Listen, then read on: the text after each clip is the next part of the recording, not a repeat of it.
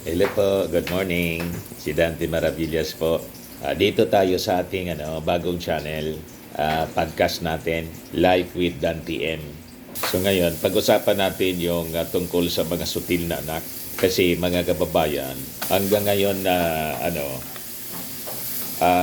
mainit na pinag-uusapan pa rin yung tungkol sa pagpanaw ni national artist superstar Nora Honor. At kasama sa mga pinag-uusapan ngayon, ang tungkol po kay Matet De Leon, yung kanyang adopted daughter po.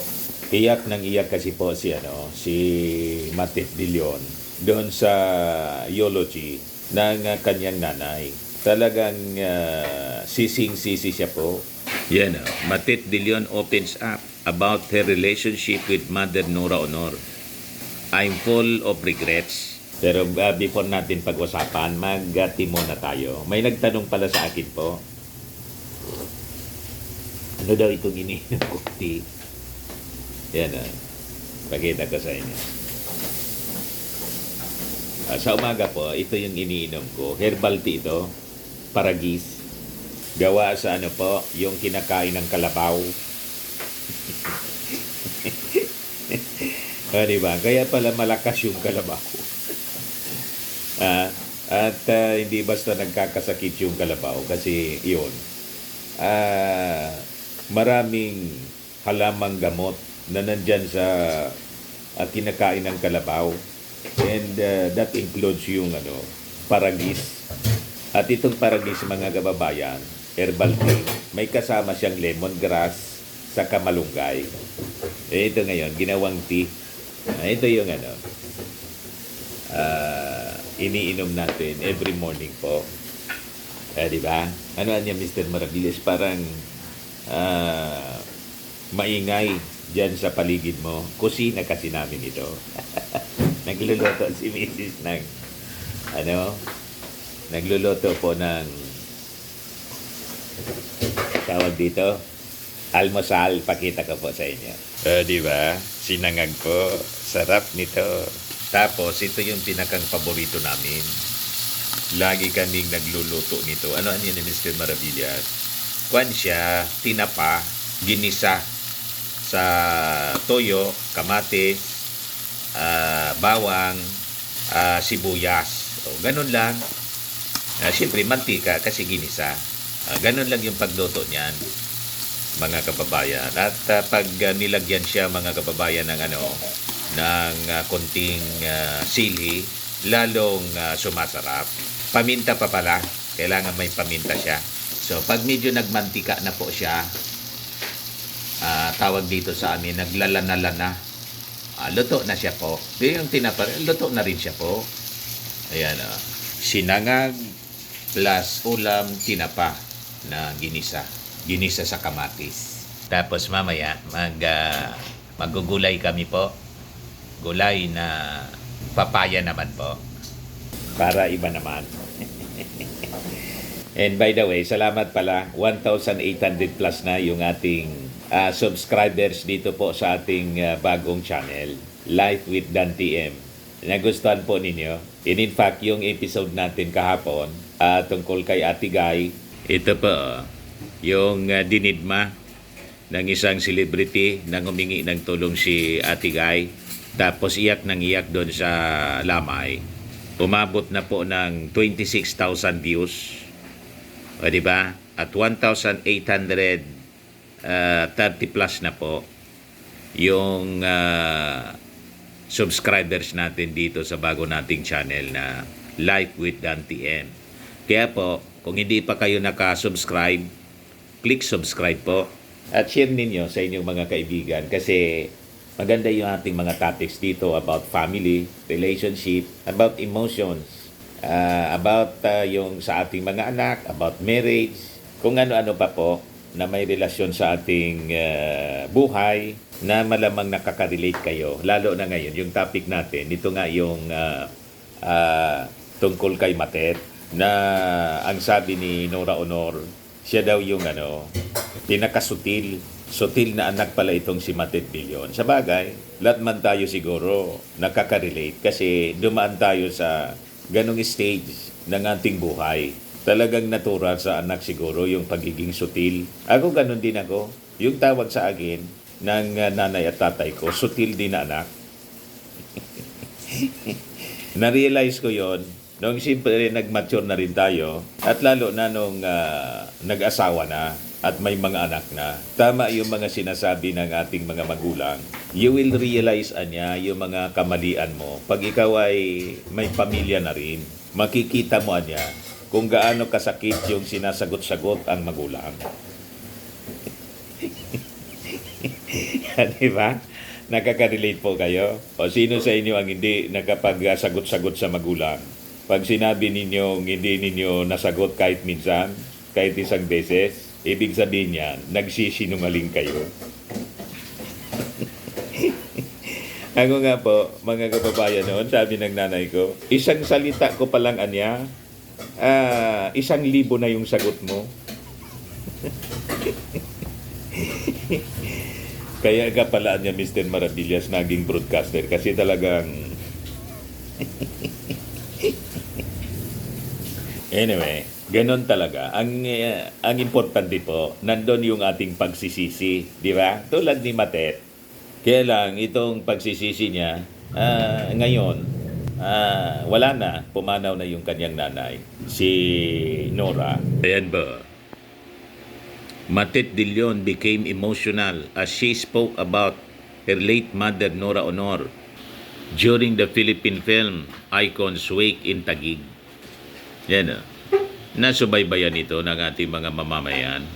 Kasi, yan nga, sabi rito yung mga nag-react, lalo na yung issue ng gourmet, tuyo. Pasensya na, pero how could you treat your mother like that? Pero kung napatawad siya ni Miss Nora Honor, sino nga ba naman ang mga marites gaya ko na patuloy siyang sisisihin sa pagkakamali o pagkakasala niya sa kanyang ina? Tama po, tao lang po. Lahat naman tayo nagkakamali, lalo na sa ating mga magulang. Sabi ng isa pa, yes, naalala ko pa yung interview ni Matet about gourmet, tuyo. Kakumpetensya niya daw, nanay niya. She said something against her mom. Mas masaya nga sana. Same kayo ng business ng mother mo, di ba? Kaya siguro iyak ng iyak si Matet. Marami siyang dinadala sa dibdib. Their mom never let them feel the burden when she was ill. Ganon sila kamahal. Yun nga po. Napanood ko din yun, mga kababayan. But anyway, ibigay ko muna sa inyo yung sinabi doon sa eulogy ni Matet. Nagsisisi na rin siya, mga kababayan. Kaya lang, wala na yung kanyang nanay. O ito yung sabi po, palagi raw po akong binabanggit ni Mami sa kanila as yung anak niyang sutil. Ako raw yung anak niyang sutil. So meron po kaming mga hindi pinagkakaintindihan. Maraming times na hindi po kami nagkakausap. Mga kapatid ko po, nakakausap nila si Mami pero ako po hindi masyado. So kaya ayaw ko pong magsalita dahil I'm so still full of regrets. Pero sabi naman din po, huling nawawala kapag papaunaw na ay yung pandinig. Sana narinig niya ako. Sana po narinig niya ako na nandun po ako. Alam mo na ma kung ano yung sinasabi ko po sa inyo ma.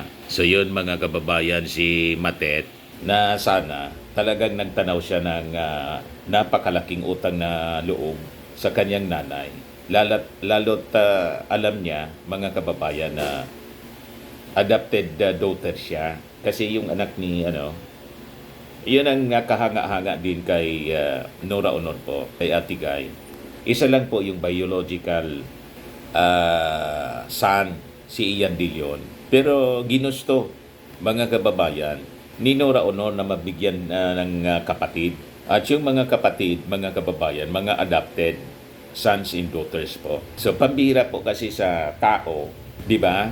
Yung magpalaki ng bata na hindi mo totoong anak, pero itinuring mga kababayan ni Nora Honor na totoong anak niya. Pero ganun pa rin, ganun pa man, mga kababayan, yun ang medyo malungkot. Si Matet na binigyan ng magandang buhay nagawa pang sagot-sagutin yung kanyang nanay na alam niya na adopted daughter siya. Kaya lang tao nga lang po. Ganon talaga po eh. Minsan hindi yan nare-realize until yung panahon na pumanaw yung kanyang nanay.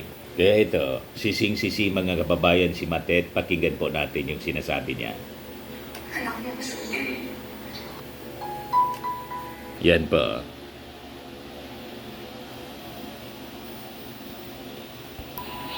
Mahal po nila. I actually didn't want to have in front of all of you because syempre hindi naman po kayo sa kaalaman ng lahat.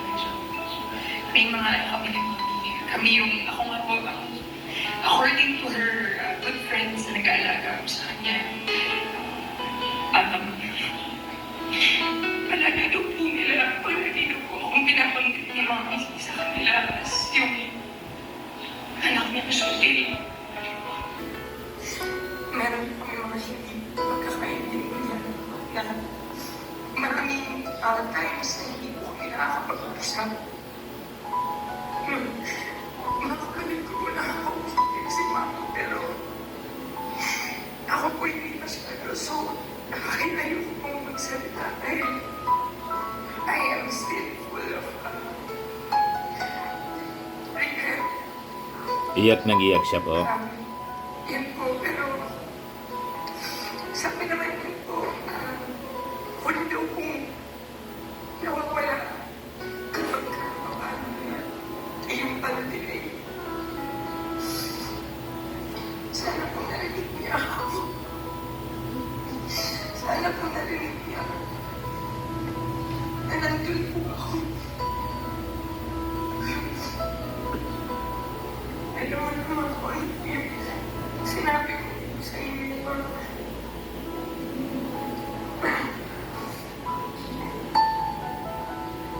Wala naman. So galing po ito mga kababayan sa Showbiz PH. Ito noon mga kababayan yung interview ni Oji Diaz kay Matet tungkol doon sa pagtatampo niya sa kanyang nanay kay Nora Honor. Bakit hindi mo sinabi? Kung walang intensyong mga asaran, di ba? Yun lang naman. Yun lang ang kinainis ko. Pero kung gusto niya magtinda ngayon, kung gusto niya Yung malaki pagtitinda nga ang po Pilipinas, hindi lang naman ng Noranians gourmet, sa market ko. At sa para totoo lang lang, yun. sa Noranians, siguro wala pang 20 ang umu-order mula na nagsimula ako. Oo, pero na-appreciate ko yung Pilmanians ba? Ayan sana. Tinitinda. Mga Manyans, baka naman. Bakit? Di ba tao din naman sila kumakain? Kumbaga, pero na-appreciate ko yung pagmamahal ng Noranians na sharing, nag-share sila, nag-aano sila. Ay, naghahanap buhay lang ako. Hindi para, ma, pengi. Di ba ang puno ko? Hindi mo pera. Hindi kami ganun. Yan ang masakit, Kahit mga hindi kababayan. naman magsalita, kahit wala na lang gawin. Ganyan Pagtitinda po. lang yung pinaghugutan ng kanilang hindi pagkakaintindihan. Na pa-text, pa-comment mo, yung mga ganun. So, kayo ni Ate Gay nag-usap na? Nag-usap Akin kami. itong No, rant mo. hindi ko na siya kakausapin ulit, Oji. Hindi mo nakakausapin ng namin. Hindi na. Hindi na. Kasi parang sa akin, ginawa ko na lahat eh. Tuwing aawayin siya ng mga tao, tatawagin siya addict, ginaganon siya ng mga tao, sakit sa akin nun. Pag may tinatawag ng gano'n ng mami ko, ako ang unang-una nakikipag-away sa comments, napaka-squammy ko, di ba? Squatter. Squatter ko, di ba? Talagang nagko-comment ako. Wala akong pakialam kung nasasaktan ng kalooban ng nanay ko. Ako ang unang-unang gumagawa niya. Kasi yung mga kapatid ko, mga sosyal, ako hindi, jologs talaga ako. Tapos, ganito. Ako ang unang-unang sumusuporta sa'yo. Ako ang unang-una. Tapos, hindi ko alam paano niya nagawa sa akin yung ganyan. Ano sinasagot mo kapag sinasabi na walang utang na loob itong mga apo ni Ate Gay? Paano bang pagbabayad ang gusto nila ng utang na loob? Kahit na anuhin na kami, hindi kami papalag, kahit mali, hindi kami magsasalita. Ganun ba yun? O bulag lang talaga yung mga tao? Unang-una rin, hindi naman si Mami, hindi choice ni Mami na ampunin ako at ang ate ko. So, ang inampun niya lang talaga ay si Kiko at si Kiko. Hindi kami. Ang umampun sa amin ng ate ko ay lola ko. Yung nanay ni Ate Gay. So, parang namatay yung lola ko. Wala na siyang choice. Nandun na kami. Kumbaga, hinabili na sa inyo. Oo, pero nasa poder pa rin naman kami ni Mami. So, Mami pa rin namin siya. Diba? Sa totoo lang, si Kiko at si Kenneth at saka ako, lumaki naman kami talaga kay Ate Ruth. Si Ate Lot talaga ang... Bukod kay Ate Lot, may isa pang nagpalaki sa amin. Hindi ko na pero kung national artist yun. Oh, Yung isa, hindi ko nasabihin kasi baka madami pa. yun na nagpalaki sa inyo ni Lot. So yan mga kababayan, yung punot dulo. Pero sabi nga natin, talagang nangyari siya sa magpapamilya. Ang importante, nandun pa rin sa huli, na-realize ni Matet mga kababayan yung kanyang mga kamalian. Di ba yun ang importante doon? Yung pagsisisi, ika nga. Ito yung mga reactions ng mga tao. Sabi ni Saidet Cabuenos, sabi ng mga matatanda, binabaliwala mo ang gamit kung ito ay nandiyan pa. Pero kung ito'y nawala, diyan mo nakikita kung anong halaga. Ang mayroon noong gamit, hanap-hanapin mo na. Sabi ni Dorothy Diaz, ang pagsisisi ay laging nasa huli. Di mo na maibabalik ang panahon. Nung na-interview si Nora, nag-share siya, 3 minutes siyang patay na. Doon pa lang, sana bumawi na kayo sa kanya. Mabuti pa ibang tao, di siya iniwan hanggang huli. Rest and peace, Nora Honor. Sabi ni Jelita Ortiz, ang ampon na ng away sa nag-ampon. Matet Bilyon. Sabi ni Mirna Paraiso, Miss Nora keeps going good to our brethren despite the fact that she humiliates by her critics but did not know that she has a mansion in trophy awaits in heaven. Nakakatawa kay Nora Honor na mga kababayan, kahit medyo hindi na siya financially stable, naisip pa rin niyang tumulong sa mga nasalanta ni Katrina, yung pagbaha po sa Kamsor dito sa amin. Pumunta siya kay Boss Toyo, mga kababayan, tapos bininta yata yung damit niya para daw maitulong doon sa mga nasalanta ng baha. Ganon kabuti ng puso ni Miss Nora Honor, mga kababayan. Hanggat sa uli, ang iniisip pa rin niya yung kanyang kapwa, yung kanyang mga kababayan sa Iriga City at Camarines Sur. Ito po. Ito po ay ito po Yung ay damit niya, para lang po express. Ito po marami. Para po sa mga kababayan natin sa Opo. Bicol, Picamano. Ayun! para sa mga kababayan daw sa Bicol. Ito po ma'am. Gawa po to ng fan niyo ma'am eh. Ito. You see? Ito po yan. So na Norana. Alam niyo ma'am. Ito. Dito kay Bostoyo. Una-una, Pasalamat siya kay Bostoyo. siya. Dahil may mga fans po na kumipeta lang. Album, kung ano man yung para matulungan po siya. At alam po natin, Mula ito sa official channel niya, Nora Honor Official. kapwa. Kaya isa po yun sa isang desisyon na nagpunta ako dito para humingi ng tulong sa kanya na matulungan yung mga kababayan po natin sa Bicol na nasalagta po na maging Christine. Kita ninyo. Taga-ano po ako Bakaw, taga-Iniga. Yung tatay ko taga-Nabua. Yan o, binaha. Lahat po yun ay nutulay po sa Nabua at saka sa Baaw. Sira po yun. At napakarami po mga kababayan natin na nangangailangan ng pagkalinga at pagtulong. Kita Lalo ninyo. sa mga pagkain, sa mga